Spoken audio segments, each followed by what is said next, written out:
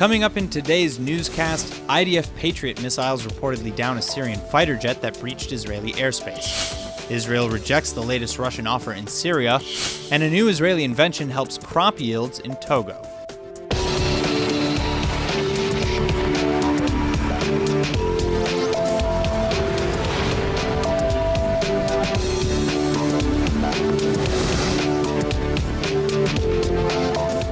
Moments ago, a Syrian fighter jet apparently breached Israeli airspace over the Golan Heights. The IDF has confirmed that 2 Patriot missiles were launched to neutralize the jet, and at this time it appears that the jet was downed and crashed inside Syrian territory. This is a major escalation in tensions that are already threatening to boil over into an entirely new conflict. The downing of a Syrian jet will likely be interpreted very harshly in the eyes of Syrian leadership. Israel says the Patriot missiles were only launched, however, after the fighter jet crossed nearly 2 miles into Israeli airspace, triggering local defense networks. The Syrian military has claimed the contrary, however, alleging Israelis targeted the jet when it was still inside Syria. Nonetheless, the IDF has confirmed that this jet belonged to the Syrian regime's fleet and that it was a Russian-model Sukhoi fighter jet. Needless to say, both sides may be bracing for a conflict that's already been set into motion. We're turning now to our studio with more on the incursion of a Syrian jet is Brigadier General Ram Shmueli. Thank you so much for coming back in and speaking with us today. So, first of all, what are your initial thoughts on this strike? First of all, since I was a fighter pilot and a base commander in the northern part of Israel, so I've been in those situations. Actually, 5 years ago, when the war in Syria started, Syrian airplanes got close to the border, and we had to be very cautious those days, not let them penetrate into Israel territory. Now, after 5 years, they came back, and they fly very close to the border, and Israel set the line very clearly. We are not going to tolerate any penetration to Israeli territory. And since those airplanes took off from northern part of Syria, and they went to the southern part of Syria, we had to shoot them down once they crossed the border. The fact that the airplanes was crashed half a mile or mile and a half inside Syria territory, it's not a fact that is important, because when you hit an airplane, it still fly. Sure. So the fact wind that it fell in Syria, it doesn't really mean anything. We have very strict rules of engagement. Every airplane that crossed the border, we are going to shoot him down. So you're positive that it did cross the border, because Syrian media, of course, has been saying that it approached the border but didn't cross it. No question about it. It is more than that. We are not going to take any chances. So we have the Patriot, we have F-16s in the air, we have AAA. So there is no way for him to penetrate Israel, and we are not going to shoot him down. And this is what's happened exactly a couple of hours ago. And it's very important that once you have an airplane in the air and he's flying very close to the border, I don't know his intention. Yeah, maybe you don't know if he's going to cross or not. Yes, maybe his intention is to hit Syrian targets near the border, it is his business, or he's going to slew it way and going to attack Israel. So we have to be very cautious, very sharp, and very strict about the red line. So at what point are the jet scrambled and the Patriot missiles fired?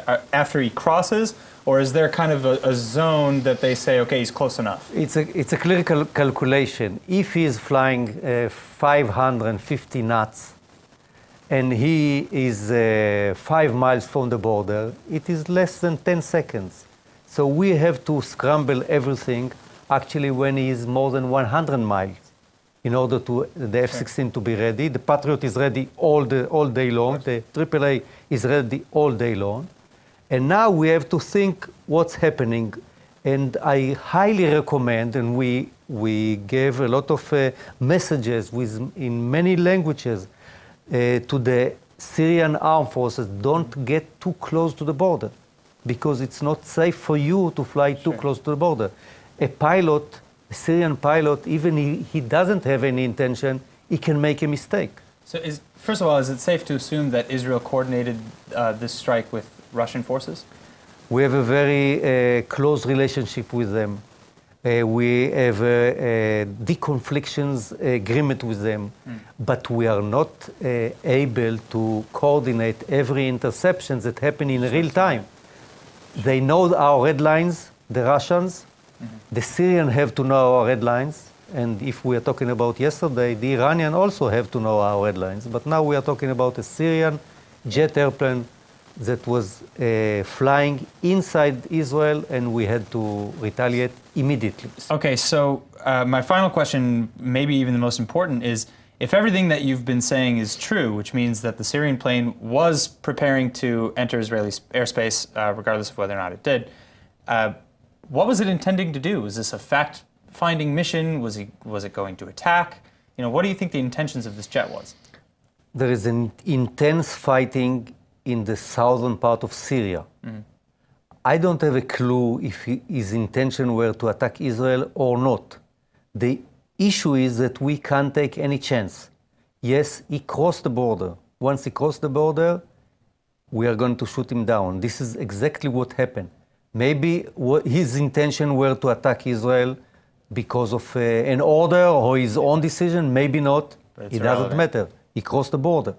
And we set those red lines very clearly, and what's happened today is like what happened 4 years ago, and it will happen tomorrow. They have to fly far away from the border because it's dangerous to be near the border of Israel.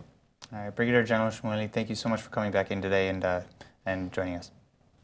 All right, now following this week's dramatic escalation of tensions along the Syrian border, Israel has reportedly refused a Russian offer to keep Iranian forces some 60 miles away from Israel's front door. According to officials, Israel is demanding that exactly 0 Iranian forces be allowed anywhere in Syria, period. A red line that's driving a wedge between Israeli-Russian relations. News of this offer and consequent rejection of it surfaced shortly after Russian Foreign Minister Sergei Lavrov made an unannounced visit to meet with Prime Minister Netanyahu. Their meeting comes on the heels of a flashpoint of violence between Israel and Syrian-Iranian forces. Yesterday, 2 medium-range missiles were fired at Israel from Syrian airspace, though neither reached Israeli territory. 36 hours prior to that, Israel reportedly conducted airstrikes on a Syrian missile factory with links to both Hezbollah and Iran. Moscow has played a crucial role in Syria for the last several years, helping Assad's forces hunt down and destroy the rebel factions within its country's border, a tactic that has often amounted to accusations of grotesque war crimes and genocide of civilians. Regardless, Israel has invested heavily in an alliance with Russia to protect its own security interests as Iran continues to entrench forces in the destabilized region. והמילה האחרונה רק להגיד שאני ערכתי את הדברים שנאמרו על ידי הנשיא פוטין יחד עם הנשיא טראמפ לגבי ביטחון ישראל במהלך הפסגה האחרונה. This comes at a time when a war between Iran and the United States has never seemed more likely. The latest war of words, or more accurately tweets, between United States President Donald Trump and Iranian President Rouhani has threatened to explode into a whole new cross-regional conflict.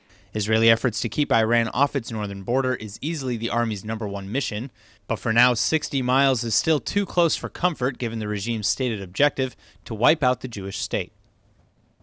Israel puts its national security above all else, and this latest news is clear proof of that mission. The state has just announced, none too soon, that the single largest defense plan in IDF history, an $8 billion makeover of the country's missile defense network, is about to come about. The proposal is about to clear the final hurdle of approval at the Security Cabinet and would take place over the next 10 years. This massive investment is likely the result of a long-term military analysis of future threats to the Jewish state. Most believe that if and when the next war with Israel should occur, that conflict would likely see hundreds if not thousands of advanced missiles hurled at Israeli civilian targets. Unlike the rocket attacks that frequently fire from Gaza, which is routinely intercepted by the Iron Dome, missiles in Hezbollah and Iranian hands are significantly more advanced, a threat that demands an even more accurate and cutting-edge defense. In perhaps a bit of related news, we've actually just learned that one such advanced defense system, Israel's David Sling, failed its first live-fire attempt in the field yesterday. Less than 24 hours ago, 2 Syrian missiles were fired at Israeli territory. The David Sling fired interceptors in response to the threat, but as it turns out, those interceptors missed their target. Thankfully, the enemy missiles landed short of their targets and exploded within Syrian borders as well. This was the first time David Sling was used in an actual combat situation to shoot down an enemy threat. Its failure to do so is being seen as a technical failure, but not an overall system flaw. Still, that failure is probably a big wake-up call to Israeli security forces who envision a sky filled with ballistics in future wars yet to come. This total upgrade of the IDF's missile defense program will undoubtedly bolster the country's already thriving military industry and pull in hundreds of new jobs. The budget reportedly comes from tax surplus money and future cuts that the government says will not directly impact its citizens. Deadly wildfires have engulfed the mountain range surrounding Athens, Greece. The situation has already turned tragic, as at this time at least 60 people have been killed in the flames. Another 150 have been injured, with hundreds more evacuated from their homes as the crisis continues to surround the capital city. Israel has extended a hand to help Greek firefighters on the ground, and right now, Israeli rescue teams are also on standby to fly out at a moment's notice. Πρέπει λοιπόν να είμαστε αυτή τη στιγμή όλοι σε μια διαρκή εγρήγορση, ενότητα, προσπάθεια να αντιμετωπίσουμε μια εξαιρετικά δύσκολη κατάσταση για την Αττική και για τη χώρα. This tragedy has already escalated into Greece's most lethal fire in the last decade. A team of close to 70 firefighters are currently battling the deadly flames, which encircled the city of Athens. But heavy winds and an especially arid summer heat wave make this mission a difficult one. Greece, Cyprus, and Israel have maintained something of an informal emergency response force over the years. Greek rescue teams have trained the Israeli campaigns and even sent planes to Israel in 2010 to help battle a wildfire outside of Haifa. That fire, incidentally, killed 44 Israelis and remains the single deadliest natural disaster in Israeli history. With the fires outside of Athens continuing to rage despite local efforts, this may soon become the worst fire in Greek history as well. In 2007, a summer wildfire killed more than 80 people in Greece, a horrific record that today's crisis is quickly approaching. Και ευτυχώς ήταν η θάλασσα και πήγαμε στη θάλασσα, μπήκαμε μέσα, γιατί οι φλόγες μας κυνηγούσαν μέχρι και τη θάλασσα. Μας έκαναν την πλάτη και που το είχαμε μέσα. Μου θύμισε την έκρηξη της Πομπίας, ακριβώς. Τέτοια. Και είπα Παναγία μου να προλάβουμε να σωθούμε και τίποτα άλλο. Το Κύριο. Φοβερό. There is a ray of hope, though. Heavy rains are predicted to hit the southern Greek peninsula by this time tomorrow, and hopefully these flames can be stomped out before the situation gets even more tragic. It's been almost half a year since Prime Minister Netanyahu scrapped a plan with the UN to safely resettle nearly half of Israel's African asylum seekers in Western countries. Today, that community's future is still very much in limbo, and contributing to that confusion, the Israeli government has just announced two very different proposals, which would assign this community to very different fates. TV's Brett Allen Smith is here with the updates. Brett? Hi, thanks, Aaron. So like you said, we're now hearing about two different ideas that each kind of represent the spectrum of debate around this entire issue. So the Israeli government has long branded this community of nearly 40,000 migrants as illegal infiltrators who only came for jobs. But I will say that the vast majority are mostly Christians from Eritrea and Sudan who say that they fled genocide, war, and essentially a life service in a slave army for a life of freedom elsewhere. Now, many thousands have also shared some quite gruesome accounts of torture on their way to Israel. Now, typically, asylum seekers from Eritrea and Sudan particularly are almost universally accepted as refugees all over the world. That status, however, has been granted to less than 0.4% of asylum seekers currently in Israel, just to put it out there. Right. Okay, so, well, this brings us to, what the future holds for this community. And I know that the state has offered temporary residency to some asylum seekers from Sudan and Darfur in recent months. What are the new proposals moving forward then? Okay, so one plan is very welcomed by this community and the other not so much. So the first plan we'll talk about, it's a government program to invest something like $7.5 million into programs to help this community integrate into the country, Tel Aviv, north, south, everywhere. Now that would mostly include economic and social relief. Ironically, today the High Court is hearing a petition against a law that requires employers to deduct 20% of asylum seekers' paychecks. The government holds that money in a separate trust as kind of an incentive, let's say, to compel that individual to leave the country, basically to deport themselves. So if the government is planning on investing $7+ million into economic relief, that law may be a place to start. Okay, so, and now I'm assuming that the other idea on the table reflects the opposite end of the spectrum then, people who think that this community has no right to be here at all. Correct. Okay, so the second idea is basically a return to the old idea, which is the deportation of men, women, and children against their will back to Africa. But the big difference here now is that in the past, this would have been deportation to a third unspecified African country, typically with alleged human rights violations. In this case, things recently have changed in Eritrea. The Eritrean government recently signed a peace deal with Ethiopia, which was huge. So now the government is exploring the possibility of deporting them simply back to Eritrea. Now, the problem there is that these people are basically seen as wanted criminals back in their home country of Eritrea, regardless of that country's relationship with Ethiopia. Israel, of course, is required to assess the human rights conditions in Eritrea or wherever they would want to deport someone. That analysis has actually been sealed from the public as recently as yesterday, likely because it would basically work against those efforts to deport them there. Eritrea has a questionable human rights record anyway. Anyway, those are the two ideas that are on the table. Well, many are still wondering if Israel could eventually return to that original deal with the United Nations that Netanyahu himself publicly hailed as the best possible option on TV, only then to scrap it mere hours later following opposition from his coalition. Right. This is obviously a very personal issue to many, with Holocaust survivors actually even coming out to support these African asylum seekers and their right to live freely in Israel. In any event, we'll have to see where this goes. Thanks for the update, Brett. Of course. Yesterday, we reported on the condition of the Western Wall in Jerusalem when a piece of the wall spontaneously crumbled off of the structure, crashing down on the ground below. As it turns out, a Jerusalem resident was praying just feet from where the 200-plus-pound rock landed, and now experts apparently believe that the entire Kotel may indeed be decaying at a potentially dangerous pace. Obviously, yesterday's incident was quite a bit more dangerous than initially diagnosed. 79-year-old Daniela Goldberg was praying at the Kotel like she always does when disaster struck literally right next to her. ב-5:46 בדקה הזאת, אני רואה אבן ענקית.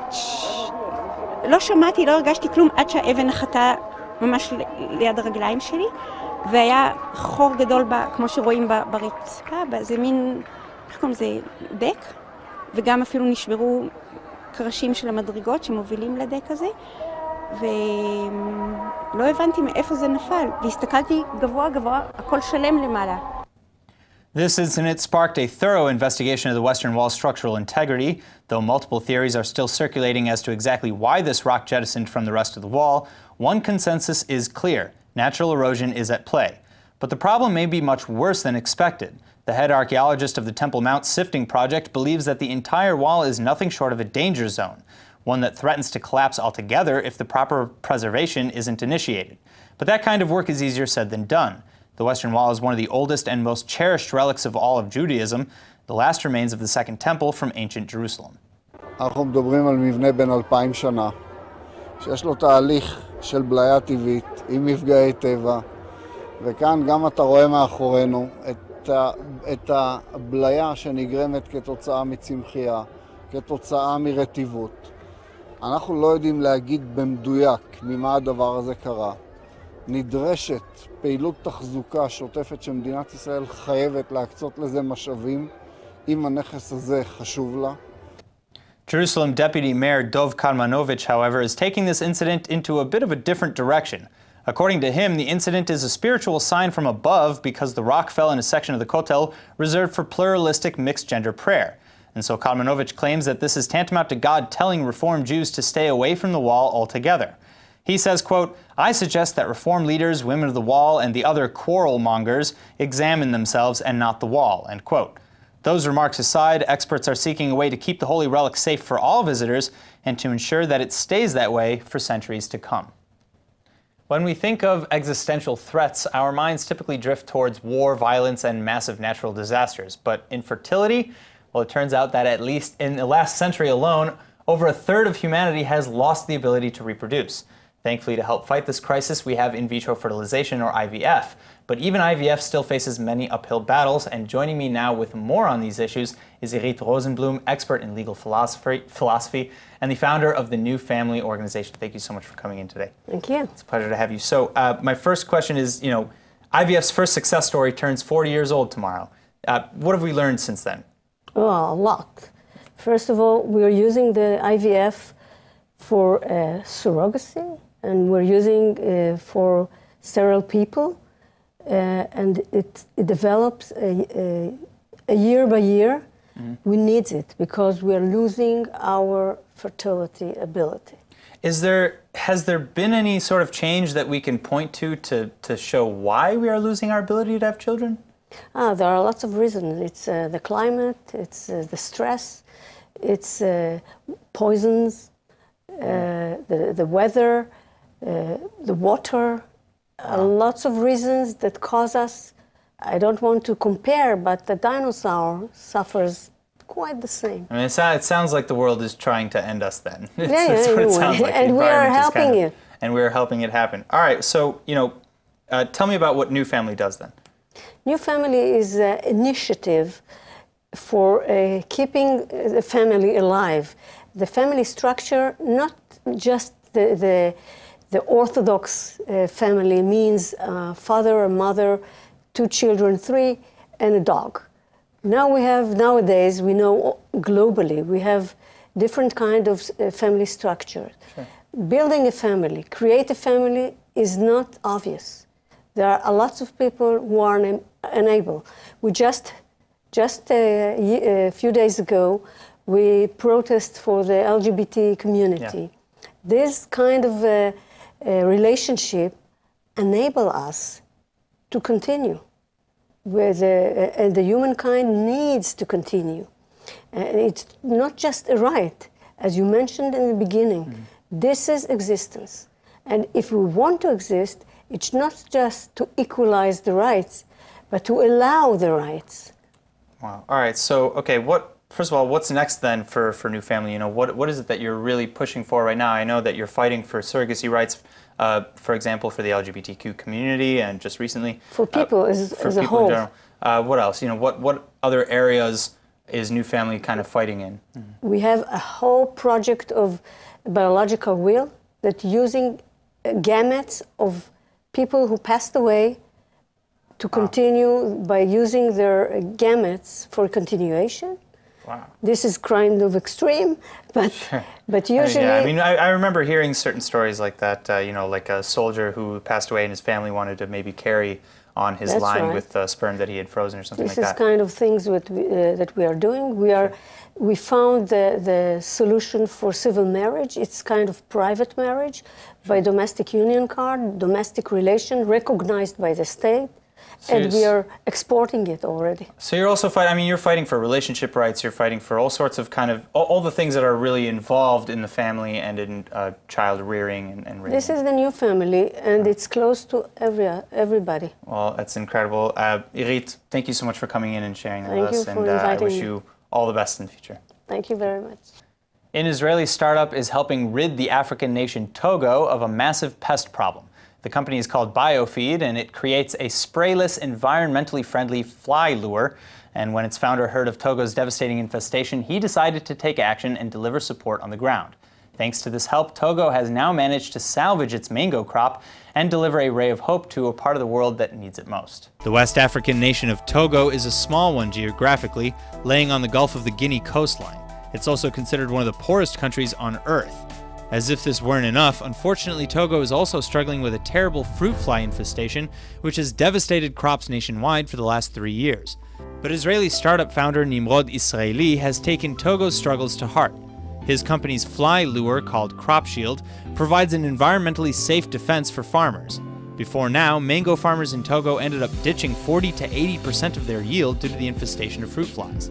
But thanks to the efforts of Israeli's company, fruit fly populations in harvest regions of Togo have plunged a whopping 88 to 95%. This means a longer shelf life for local crops, a more stable import and export economy for local farmers, and more confidence and quality of life overall for the people of Togo. Talk about a win-win situation. The Hebrew word of the day is brought to you by IDC Summer Ulpan, open to everyone.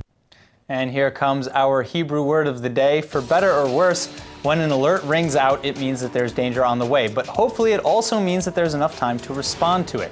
That's why today's word is azakah, which is how you say an alert in Hebrew. Well, Israeli residents in the north got quite a wake-up azakah today when Israeli missiles intercepted a Syrian fighter jet. That's the same azakah, by the way, that rings when the Iron Dome detects enemy rockets heading our way. But an azakah can also tell us when there's a fire in the building or when you accidentally left your fridge open. So don't fear the azakah, just take a deep breath and respond to it accordingly. With that, let's take a look at the weather forecast. Tonight should be clear and hot with a low of 79 or 26 degrees Celsius. Tomorrow the heat wave will continue with sunny skies and a rise in temperatures to a high of 95 or 35 degrees Celsius. All right, that's it for today's news. Today's exchange rate is 3.65 shekels to the American dollar. Remember to sign up for our daily newsletter at iltv.tv, and don't forget to follow us on Facebook at Israel English News and on Twitter at ILTV News. I'm Aaron Porras. Thank you for watching.